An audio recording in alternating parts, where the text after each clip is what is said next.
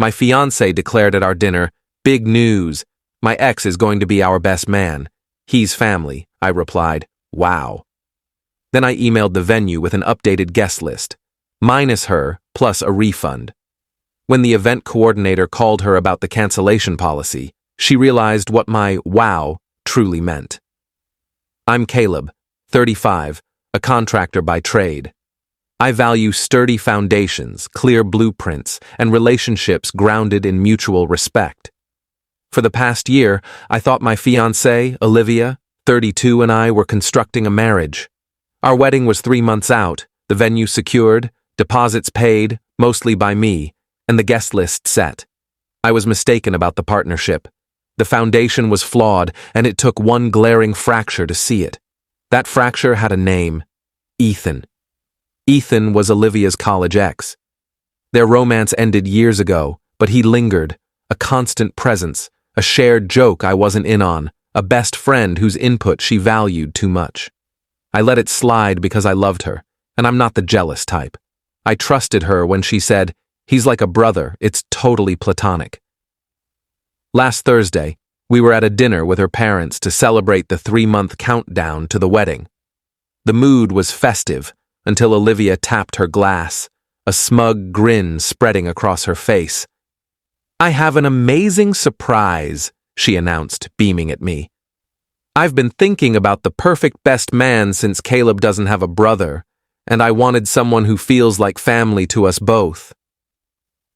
My best friend, Ryan, was already my best man, a detail she seemed to overlook. She reached across the table, grabbing Ethan's hand. He joined us for dinner. "So I asked Ethan to be our best man, and he agreed." Her parents burst into cheers. "Oh, sweetheart, that's brilliant!" her mom exclaimed. "Ethan's practically family already." I sat there, my spoon frozen midair. The room shrank to one image: Olivia's triumphant smile, Ethan's cocky smirk, and a slight nod in my direction. He wasn't her brother, he was her ex, and she'd just declared him my equal at our wedding, sidelining my best friend without so much as a discussion. It wasn't a proposal, it was a dictate. A strange calm washed over me. No rage, no outburst, just a crystal clear moment of understanding. She didn't view us as partners. I was a side character in her narrative, one that still starred Ethan. I set my spoon down, gave her a small, controlled smile. "Wow," I said, nothing more. She took it as awe. "Right?" "It just feels so right." The rest of the dinner blurred. I nodded and smiled on cue, but mentally I was tearing down our entire plan, the plan of us. The next morning, I didn't confront her. No arguments. I opened my laptop and the detailed wedding spreadsheet I'd managed. I was the main contact for most vendors, and my credit card covered the deposits. My first email went to Miss Carter, our coordinator at the Grandview Pavilion. Subject: Event Update. Booking number 45,678. Dear Ms. Carter, I'm writing to inform you of a major change to our scheduled event. The wedding is canceled. Instead, I'll host a solo family and friends gathering on the same date and time. The guest list is updated, attached, with a new head count of 72, down from 150. Please provide an updated invoice reflecting the reduced per-head cost and process a refund for the 78 guests no longer attending. Also, remove Olivia as a contact for this event. Regards, Caleb. I sent similar emails to the caterer, DJ, and photographer, updating them on the event's new scope. Then I waited. Olivia was oblivious for 2 days, chatting about dress alterations and floral arrangements. On Saturday, her phone rang, the venue's number on the screen. She answered brightly, "Hi, Miss Carter?" Her face shifted from confusion to shock, then fury. "What cancellation policy?" "What do you mean, my portion?" She slammed the phone down, glaring at me. She finally got what my wow meant. Update 1. The fallout was as fiery as you'd expect. After hanging up with Miss Carter, Olivia's composure shattered. "What did you do?" she yelled, her voice bouncing off our apartment walls. The venue says you slashed the guest list and removed me as a contact. They're charging me a cancellation fee for my guests. I looked up from my coffee, calm as ever. No, I said. I made a call about my event and my guest list, just like you made a call about my wedding party. You showed me we're not a team, so I unteamed the event. You're sabotaging our wedding over a misunderstanding. It wasn't a misunderstanding, Olivia. You announced your ex would be my best man without asking. That's not a partnership. Her defense was a textbook gaslight. You're being paranoid. I told you Ethan's family. This is who I am. If you loved me, you'd accept it. I do accept who you are, I replied. I just don't accept it for me as my wife. Her family came next. Her mom called, voice thick with anger and tears. You're shaming us. After all we've done to embrace you, you pull this? You're throwing away the best thing in your life over nothing. Was it nothing? I asked. Because it felt like everything. Olivia and Ethan launched a smear campaign, telling mutual friends I was having a groomzilla breakdown, calling me jealous and controlling, claiming I was cutting her off from her support system.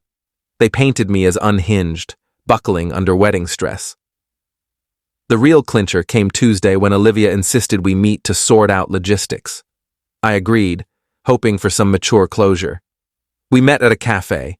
Of course, Ethan tagged along. I had my laptop open to show vendor updates.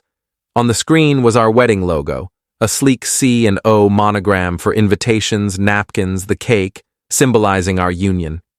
As I spoke to Olivia, Ethan leaned over, smirking at the screen. It's nice, but it's missing something.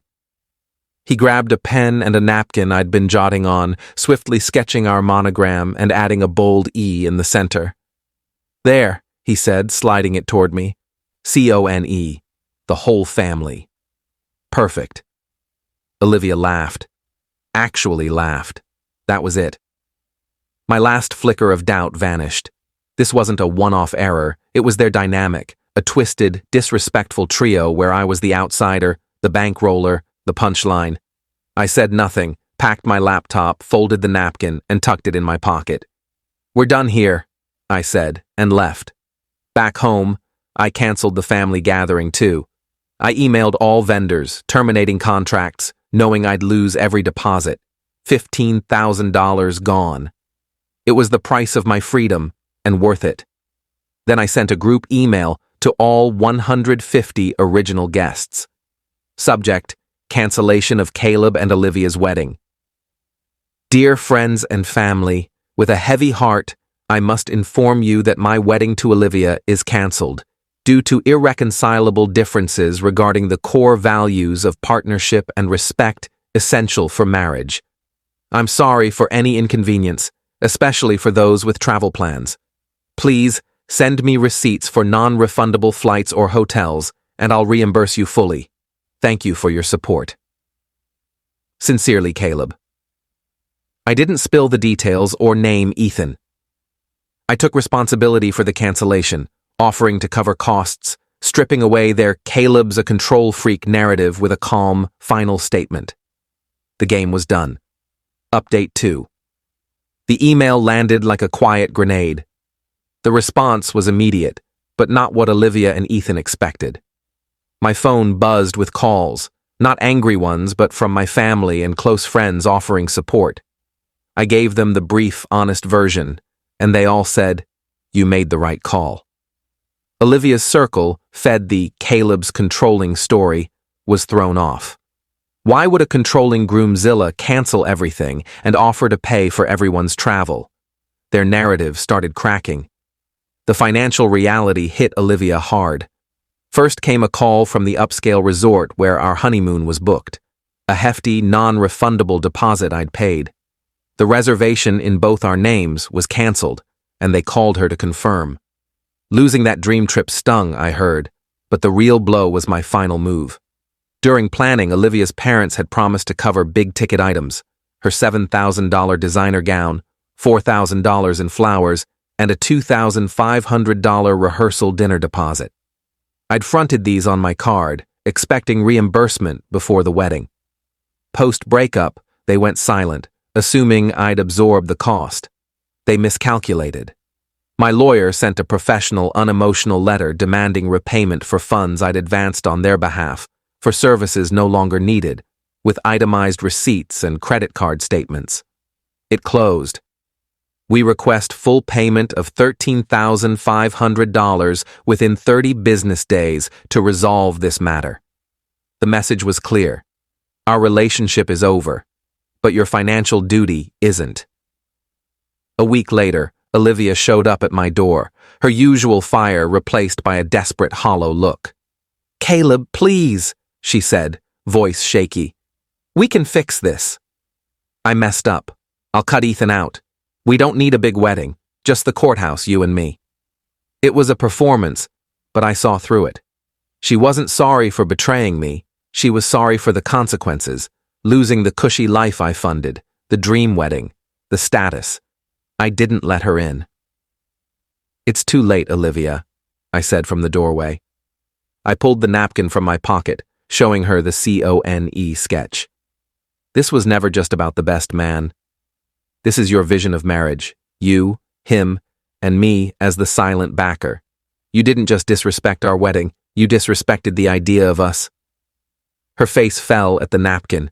She couldn't spin it. "I've boxed your things," I said. "They're in the guest room. My cousin will be here tomorrow to oversee pickup." I shut the door on her tearful pleas, feeling free for the first time in months. Final update. Over 6 months since I closed the door on Olivia and our near marriage, life is clearer, calmer, and far better. My lawyer's letter worked. After a week of indignant calls from Olivia's dad to my attorney, which were ignored, a $13,500 check arrived by courier. The threat of a straightforward small claims case and public embarrassment forced their hand. They paid up. Olivia and Ethan? Their destined romance had a predictable end. They dated openly right after our split, their social media filled with over-the-top soulmate posts for 3 months. But without me as their foil, their dynamic fizzled. Ethan didn't want the real Olivia, with her financial struggles and responsibilities. He wanted the thrill of stealing her from me, not the work of being her partner. A mutual friend said their breakup was chaotic. Olivia's life spiraled. She lost the apartment, her lifestyle, and many friends who saw her actions clearly. She's now in a small place an hour away, working a side gig in retail to get by, still telling anyone who will listen, I'm a villain who ruined her over a minor error. Her victim story is all she has. I took a financial hit, $25,000 in lost deposits. But it's the best investment I ever made. A divorce before the marriage. A steal. I used the money saved from the wedding and honeymoon for a month-long solo trip, trekking mountains, diving into books, rediscovering myself without her. The revenge wasn't loud. It was the steady, deliberate act of removing myself from a flawed equation. It was the event coordinator's call about the cancellation policy, the quiet dignity of my guest email, the firm finality of a lawyer's invoice. Olivia thought she could have it all. Me for stability, Ethan for her ego. She underestimated me, assuming my love was a blank check for her disrespect. She learned a shaky foundation can't hold a life's weight. When it collapsed, she was left in the debris, while I walked away, free and unburdened.